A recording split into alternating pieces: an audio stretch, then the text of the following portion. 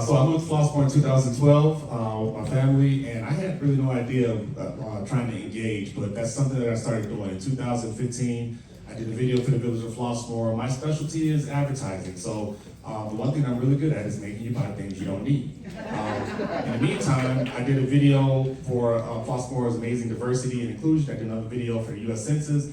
I did another video for the Berry Lane flood referendum. And because I was doing all that work with the business, I got to know a lot of the people in the business, Public Works, the mayor, the trustees. And so obviously we've had a lot of hot button issues in the last 4 years. And my objective is to sit down and let's talk about race. That's the one thing I want to talk about. I'm going to get together with people and we're going to talk about race. At the end of the day, we're all neighbors. And we've got to a point where we're starting to hate each other. And the only reason we really hate each other, we got to find a reason to love the people we hate. If you love the people you hate, you will realize that you don't hate them, you just disagree with them. We can all agree to disagree. But my three things are community engagement because of my advertising and branding and obviously engagement. I want to sit down and I want to get together block by block with you guys. I've had so much enjoyment just learning what you guys want. By Thank you, Phil. Thank you, Phil. She has zero. Oh, I'm going to sit back. Phil. Sorry. Phil. Is this on? All right. My name's Gary Daggett. I've been on the board for one term. My wife and I moved here in 2010. We moved to Flossmoor because with a multiracial family, we wanted our kids to be somewhere where they were represented, and Flossmoor gave us that. So the best way I can give you an idea of who I am is telling you how I handled the Heather Hill detention basin when the concerns of the community started coming up. A lot of the wheels got turning on that project before I was on the board, but once the concerns started coming, I made myself available to meet with numerous people from Heather Hill, including Ashley, Barb, and a few others, to sit down and say, what are your concerns? What can make this safer? It became evident that the project really did need to move forward because of money and just where we were in the process. But I did bring to him raising the fence height was one of the things that we could do. We talked about the potential for cameras that have AI technology. We're still in the process of trying to have some of those conversations, but my goal is to sit down with you when you have an issue, when you have a problem. Take those issues and those problems and your potential solutions back to the board and to village management so that we can come up with solutions collaboratively. Thank you. Good evening, my name is Brian Driscoll. I'm a two-term trustee with the village. I ran 8 years ago because I did not like how the village was handling its housing crisis at that time. We had a number of foreclosures and the village was not addressing the properties correctly. We did get that ordinance changed. Now the banks in foreclosure situations have to report that to the village and pay a fee, and then public safety can address the house and keep the code up to snuff. So I moved here 35 years ago with my family. My children went to schools here. I've always participated in the village. I do volunteer work through the Knights of Columbus. We do the pads in the local community. I coached for years, both the boys and the girls teams. And so I was ready to move on to try this challenge for the village. It has been a challenge the last year. It hasn't been that challenge in years past. We've worked collectively. Less so, there's been more divisions. I'm really sad about that. And it really, it's something we need to correct, and we will work together to correct it. Thank you. Good evening, everyone. I'm Kevin Dorsey. I've been a resident of Flossmoor for about 23 years, and I love to use the term that Flossmoor really is my village. And if you've heard the adage that says it takes a village to raise a child, and me and my family, we really are part of that. I'm a single father. I can't imagine the last 15 years raising two amazing young adults without having this village as part of that. So I'm really invested in this village. I have a doctorate in organizational leadership. I have a master's in business administration, a master's in organizational leadership, and a communication degree. I'm a retired Navy Command Master Chief. Aptitude and intellect are two things I think it takes to be a trustee. You have to have the aptitude to handle the 90% of the business, but you also have to have the leadership to stand firm when there's things that needs to be championed for our residents. I have both of those, tested and proven. I say this, don't trust me, don't trust any of us. Investigate us. Go on my webpage, Google my name, investigate who I am, and see if I'm the person you want running your most valued option of your property taxes, your streets, and community. Thank you. Hello. Hi, I'm Troy Holmes. I'm running for trustee of Flossmoor for all of Flossmoor's neighborhoods. I've been canvassing the Heather Hill neighborhood, and I've heard your concerns, especially the concern about the Heather Hill detention basin. What I can tell you is I can't correct the past, but what we can do is we can move forward together. And to do that, the only way we can do that together is if we correct the mistakes that we made as a village. The Heather Hill detention basin was a change of the landscape of Flossmoor. I'm going to say that again. The Heather Hill detention basin was a change of the landscape of Flossmoor that directly affected the residents of Heather Hill. Now, we've got to be able to come together and move forward. And to do that, we have to look back and see what we did wrong. But I'm running a very independent campaign. I'm not on any slate. The only people that I will have to answer to once I get on that board of trustees is you, the voters. Thank you very much. My name is Carolyn Rogers. I'm a Heather Hill resident. I've been here since 2014, so that's 11 years for me.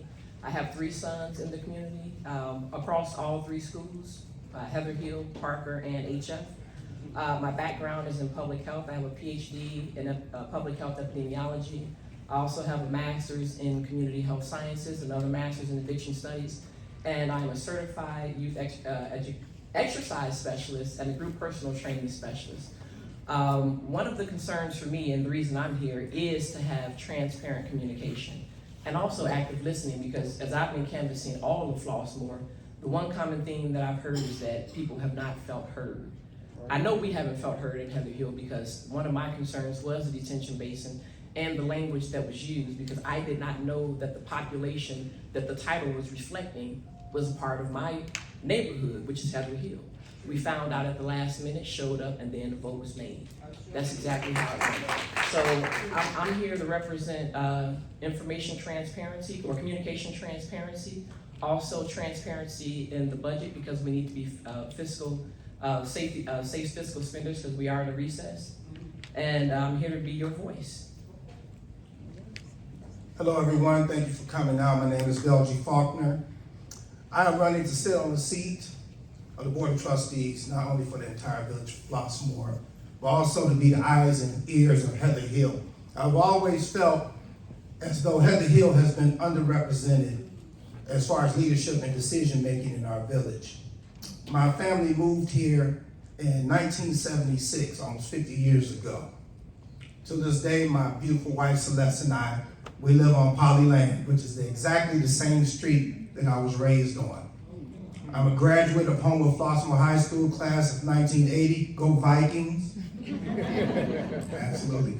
And my children are also educated in the Flossmoor school system. I have a lot of skin in the game. That's why I'm running. I have skin in the game, and I want to have skin in the game for the community, because the community needs a voice. And when I speak of community, of course, the village of Flossmoor, but I'm specifically talking about Heather Hill. And I hope to have your vote. Thank you so much for coming out again. Okay, the first question, we'll start with Gary. So pass that down. We're sharing one.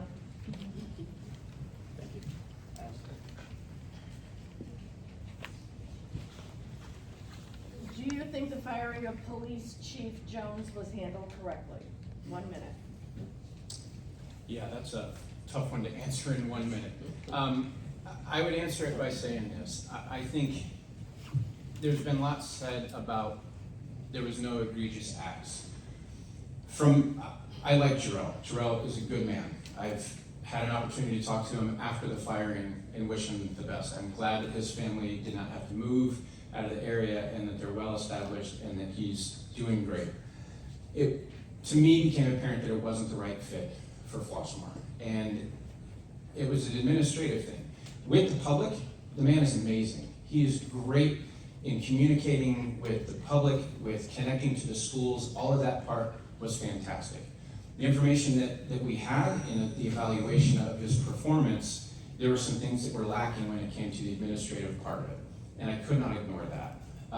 So then when there was an inability for those things to be discussed, and then a federal civil lawsuit was filed, it became apparent to me that it wasn't a situation that would work out. So that's why I decided the way I did. Question. So the question is whether it was handled correctly. Yes. It was handled correctly to the degree that we had an employment situation. The board was brought in an advisory consent form to go over the former chief's duties, his performance reviews, and unfortunately when we collectively saw them, we all agreed that there was a problem. Two trustees had a different idea of what to do about the problem, but collectively, we knew that there had to be a change.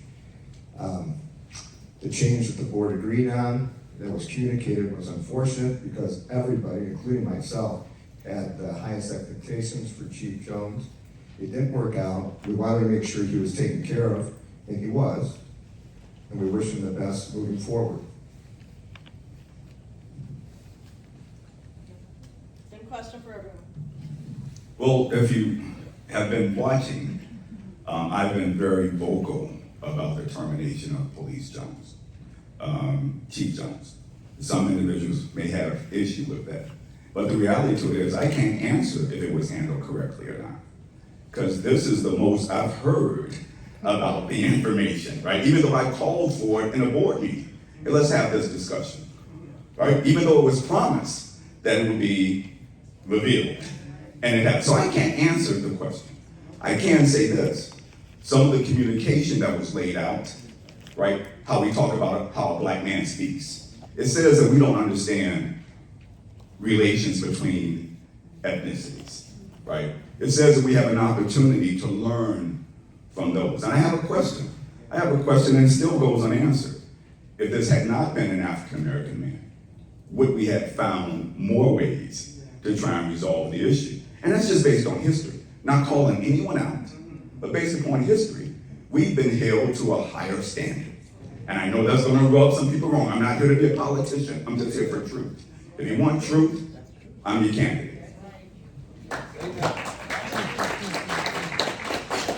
So Chief Jones was one of the first officials that I met here in the village. He came up to my husband and my son and I when we were doing the MLK Day of Service, and he greeted himself to us and welcomed us to the village. It was such a warm welcoming.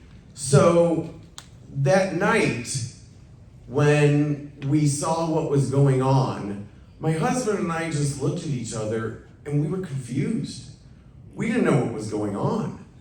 And why was our first black police chief of this village being fired after only 9 months on the job? Was there a sexual harassment charge? Was there something wrong? Like, what was the core? And the communication that we got gave us more questions than answers. So I talked to people all over Flossmoor, all over neighborhoods, both sides, if you were to say sides. And they have said, no, it was not handled correctly. I don't know Chief Jones, but I know some people that do know him, and I also remember the event occurring. And as everyone up here has already mentioned, it did not sound right. One of the things that was a concern to me was the question about who the complaint came from. and if there was proper evaluation of the individual, because if a complaint is coming from your top person and you also have a complaint against the top person, there needs to be an external committee. That's the only way it can be fair. So it left a lot of questions to determine whether or not he was actually, in a situation where he was not the best employee. We don't know, because right now Flossmoor Village did not have those things in place to end those questions. The other thing that I can say about the firing of Chief Jones is that it created a divide, but it also created demoralization within the police department. And that's personal to me because my husband is also, he's a federal officer.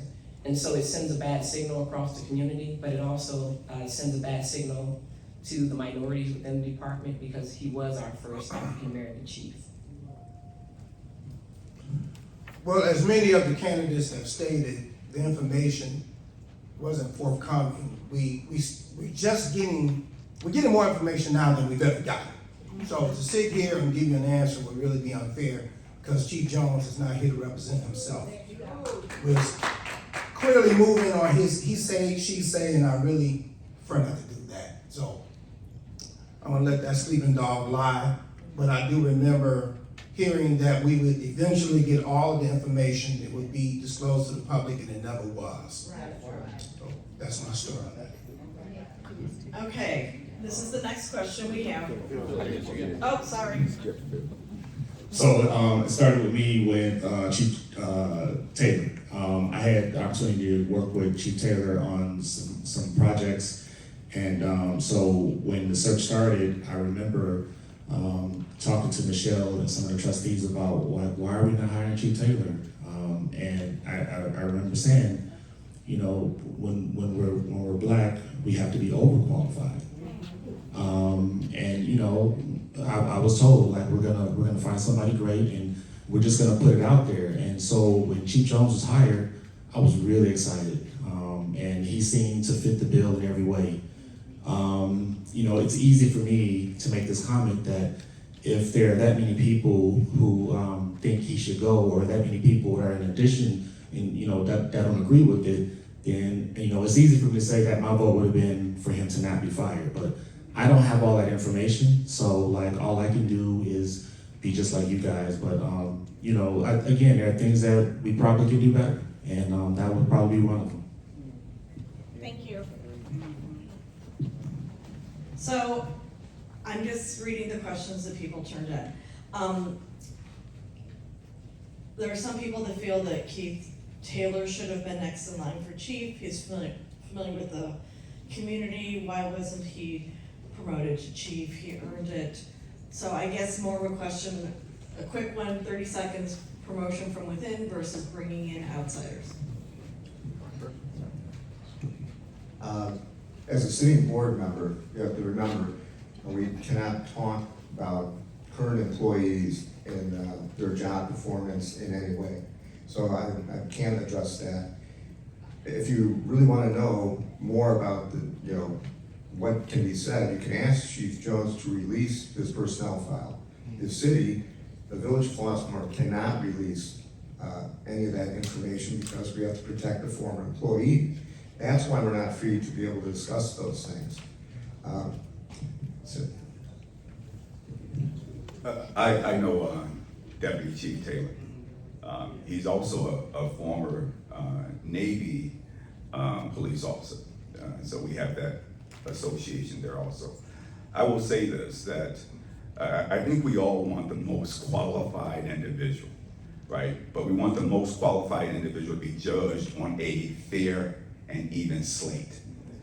The breakdown in communication has us continue to question whether that was even given a fair and even slate. So that becomes the issue. I will say this, with other individuals talking about, oh, we can't disclose this, we can't disclose that. Go back and review the way things were voted on. You can see the videos from the board meetings, right? You can even look at a Freedom of Information Act to see what they've done in the back rooms. So you don't have to guess at this. Again, don't trust, investigate. Make your decision based upon an informed investigation. Deputy Chief Taylor is a great guy. I've had a chance to talk with him. He's a great guy. Why he was not given the job, I can't tell you. I'm not on the board yet. So what I can tell you though is our current Chief Estelle, my friend and neighbor, has a resume that we should all be proud of, that he is leading the police force here in Flossmoor. This man's resume speaks for itself. He has not only done the work as a police officer, but he has done the work in administration as well. That kind of knowledge is something that is really, I feel, going to take Flossmoor forward. I don't know why the former or interim chief was not hired as well, but I know that it does send a bad signal when you use a person within an organization and then you use them again within an organization to fulfill a role that they are actually qualified for. And then when you don't hire within that organization, it sends a bad signal down to the other police members that there may not be any room for advancement. It doesn't feel good to be looked over, and so those are some concerns that we need to look at. I'm not on the board either, so I can't tell you what actually happened within, but the fact that we had 3 African Americans and none of them, well, one now, we do have one that's successful, but it just looks bad. So that's all I can say about it. Well, here's the thing. So in business, as in the business of Flossmoor, when you put people in leadership position, you have to give them room to make the proper decisions for the village. The question was hire within or hire outside. So really don't know Chief Taylor or really what Assistant Chief Taylor. But again, you have to rely on your leadership to make the proper decisions for the village. You put those leaders in place, you have to live with it. Thank you. Thank you. I think I already answered that, but again, I thought Deputy Chief Taylor would have been a good fit. And again, when they found Chief Jones, I thought it was amazing. Looking back, the only thing I can say right now is I'm just really glad that Chief Jones has found an amazing position where he can still kind of work close to his family and not have to move. This is hard business, and sometimes we have to make really tough decisions. I'm gonna try not to throw a finger or point the finger at people because I wasn't there, but we have to be prepared to make these tough decisions. Thank you. Okay, in 30 seconds, within the restraints of what I can talk about, what I will say is, since I asked for the minutes of the executive session to be released, if you go and look at those, you will see that when we made the choice to bring on Carl Estelle as our police chief, it was requested that it was expressly conveyed to him that part of his job was to have a succession plan for both Deputy Chief Taylor and Filkins. I can't say a whole lot more than that, but that was my request. That was my assertion that be done, because it is important that we move up through the ranks for the morale of the department, but also for the success of the man or woman who's next. Okay, 1 minute summary. Please state your name so everyone has the names associated with the different candidates, and then just 1 minute summary. Kevin Dorsey, I'm number 4 on the ballot, so write it down. 4, write it down. Look, I think this comes down to a couple of things. One of the biggest investments we all have is our home, right? And in this village, we have a lot of property taxes that we pay for our home. So I really want you to look at the resume of all of us as candidates. Again, I'm big on this. We don't trust the people that are up here. Investigate who we are. See who has the credentials to actually balance that checkbook, to actually make infrastructure plans, to have business development plans, to have business retention plans so we aren't losing all of our businesses downtown Flossmoor. See who has that. I currently run $1 billion portfolio of business for the University of Illinois. That's with a B. If I can do that with a B, I can do an M. When you talk about leadership, I've done this in countries where people Everyone in the room was armed. Everyone had on a bulletproof vest. If I can make those negotiations, if I can bring people together in that form, I can do this for the village that I love. Kevin Dorsey, number 4, thank you. My name is Troy Holmes, once again. We are going to have to come together after this election. And the only way we're going to be able to move forward is by doing that. That has been the forefront of my campaign since day one, is making sure that we are working together. Heather Hill, I have heard you. I have heard your concerns. You are hurt. You are hurt. And what I'm going to do is bring that bridging focus to the Board of Trustees so that we can work together to address those concerns. I will be back out. I keep on hearing from people. They come get my vote and then they don't see me for 4 years. Read my lips. I will be back out in your neighborhoods, in the community, at our festivals, hopefully more Flossmoor Fest, and making sure that I continue to hear your concerns so that you don't feel hurt. I never want to feel that. I never want to hear that from any of you. So I am here. Please punch 8 for Troy Holmes. I'm Carolyn.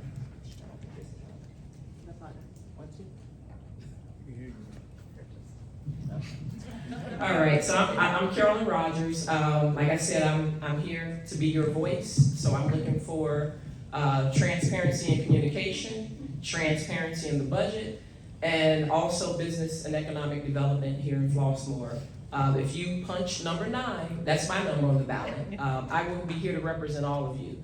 Like I said, I have a PhD in public health. I am a department chair, so I am in administration. I'm also a grant writer. So I know what it is to write a $5 million grant. We do that all the time. I've done it with research.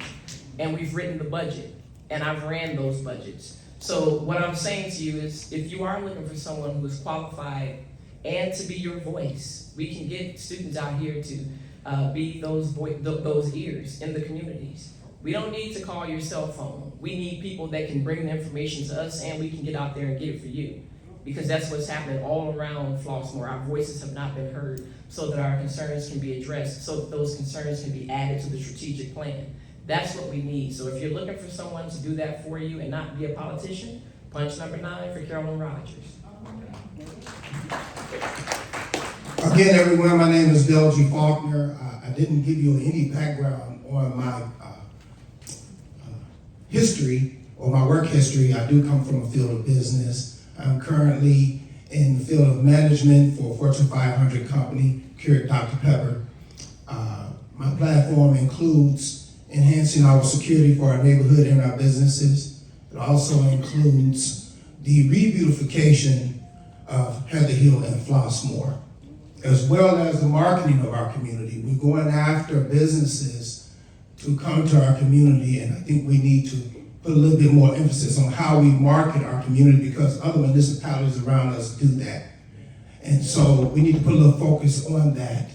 I am Faulkner for Flossmoor, punch 10 to win.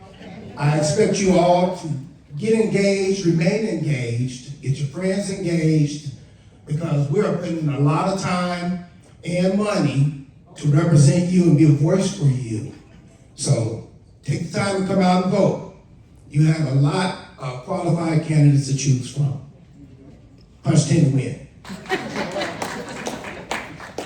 My name is Phil Lee. I grew up in Markham, and Flossmoor was all white in the 70s. Now it is very diverse, and one of the reasons why it's diverse is because we had we didn't have as much white flight as some of our surrounding communities. So we are in a situation where we have basically a very mixed community, but we need to get together. I want to have that meeting where we talk about race. We have to do this. As far as my business, I run a business. It's a small business, but I started in 2010. I do marketing, and I am proud of the fact that every year I give out about 30 1099s, and 95% of that is to black businesses. And I don't do it because I like working with black businesses. I do it because the black businesses that I work with are the best. It's not hard to find good black businesses. So one of the things I want to do is I want to bring this community together. We got to deal with this race thing. It's that big elephant in the room, and it's black and white, and we got to deal with it. And I want to deal with that. Other than that, I just want to be a vessel for you. That's all I want to do. I've learned so much just getting out and talking to you guys and learning what you want. My job is easy. I just need to relay that to the village and make sure that what you guys want is what you guys are going to be heard. And again, punch Phil Lee, #1. Thank you.